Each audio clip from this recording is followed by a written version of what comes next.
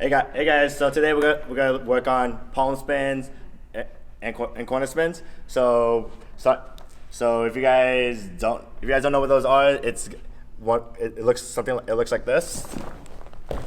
When you guys are doing it, if you guys know what a cartwheel is, good. You guys are halfway there. If you guys don't know what it is, start at a lower level. So treat it like a cartwheel. You guys hands come down, whichever hand you like to put down first. You guys spin that way. Right hand spin to the right, left hand spin to the left. Hands down, twist, come around. When you're comfortable with this and you guys want to move up to this, it's the same thing, but your hands are together, coming down, and kicking your legs up as high as you can.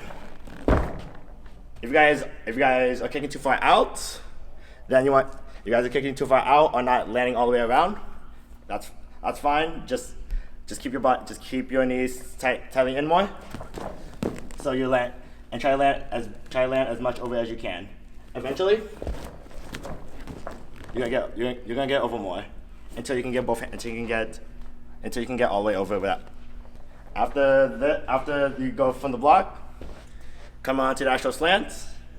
This is where, so there's no corner for you to spin on. You're just going to put your stable hand on the middle of the face, support hand on top, and you just swing.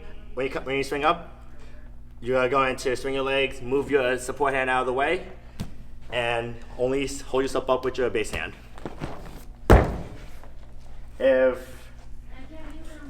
If you think you want it, if you don't know if you're looking good with this, put a tall block or a mat or somebody else right here.